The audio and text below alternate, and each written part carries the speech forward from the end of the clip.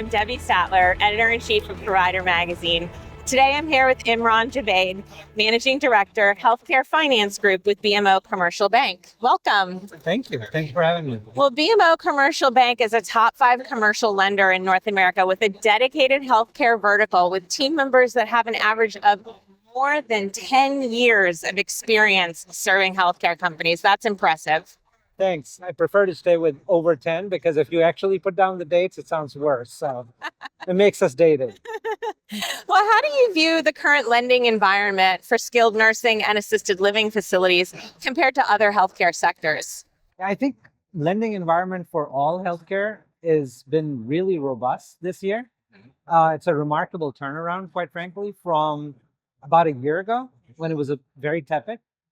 There's a whole slew of reasons for that, but I think they're really driven by market fundamentals on healthcare.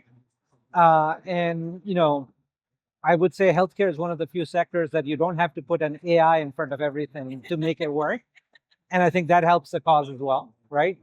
It's a source of constant news. It's a source of constant job growth in the economy. So it's been really robust. And I think it's interesting to see the turnaround. Personally, as a lender, I prefer the tepid market because, as a lender, it's nice when borrowers have less choices because I'm able to pick up market share because we were still lending in that space.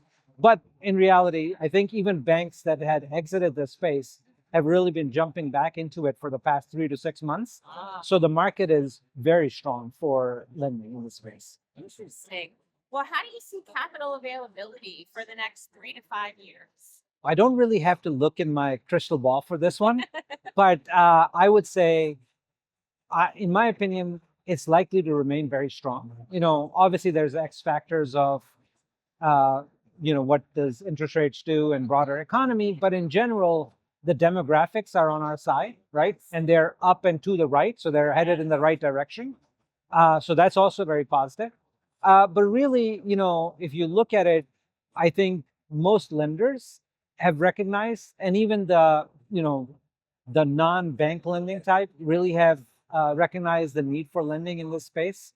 And so I expect it to continue to be strong and performing well, just because everyone sees this as a defensive, used to see it only as a defensive play, but now they see it as almost a mandatory to be in this sector to have it be growth for the next few years. Interesting. Well, yes, we know that silver tsunami is coming and that affects a lot of areas like workforce, but also apparently lending and capital availability. Very interesting. Well, what role are healthcare REITs playing as capital providers today? And are there hybrid models where REITs provide both real estate capital and working capital support? Tell us about that. So REITs have really, played a formative role in the space, right? And they provided capital in the past really through their sale leaseback structure. So it doesn't really apply as a bank, but really they helped formulate the industry and the sector bifurcating the real estate from the operating side. But I think smart REITs really recognize, especially in the pandemic, some did it even before that, but especially in the pandemic, the need to support the operator and the need for working capital lending for the operator. And really some REITs have pivoted from that to providing capital through the full complement, right? Like everything from real estate to operations. I expect, that to continue because I think REITs see that as a smart play.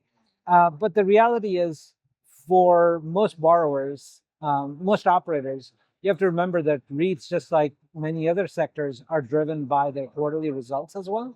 So you just have to keep that in mind when you're building a relationship with anybody, really, is what is their motivations as well. And there's a lot of new capital in the form of non-bank lenders in the space as well.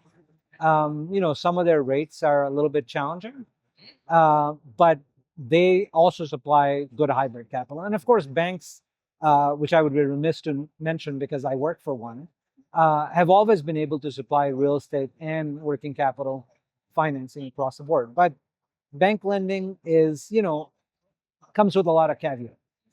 So when you have REITs and other non-bank lenders in the space, that leads to a more robust market for lending overall and for hybrid. Interesting. Well, what trends should operators be aware of when planning their capital strategy? What advice can you give?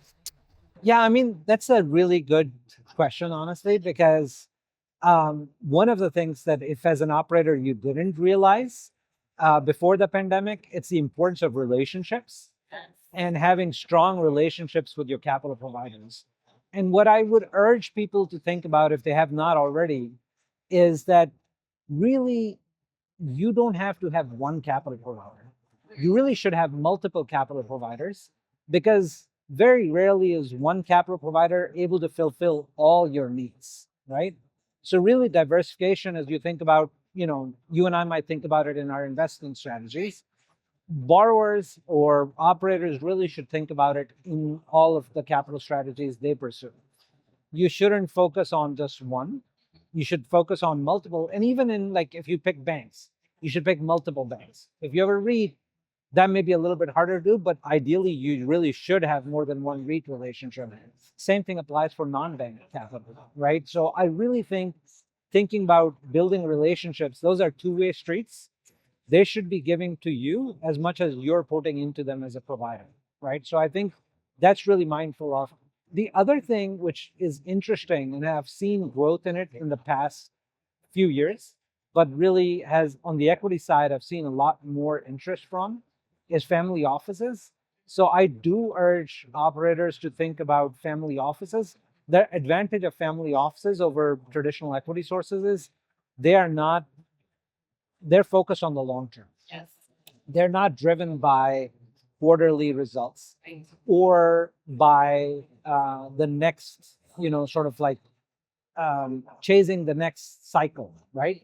They're really trying to grow this for the long haul. And I'm not paid by any family offices, so I can say this without any fear. They really have been very critical providers of capital in our industry. And for the longest time, they weren't really looking at our industry. And now they are. So I think smart operators are really taking advantage of it. And we see them in on how they're partnering up with family offices. So that's something I think I urge most operators to think about is how they can partner up with a capital provider on the family office side as a part of diversifying, something we talked about earlier, really diversifying their source of capital. And I think they would be really, it would drive results for them, right? Like it would drive tangible results for the operators. Well, providers obviously place a lot of importance on partnerships, and it sounds like the capital area is also another place to develop those deep partnerships. Absolutely. Well, I look forward to hearing more about the most robust market in the next few years. Thanks for being with us today. Thank you for having me. Appreciate it.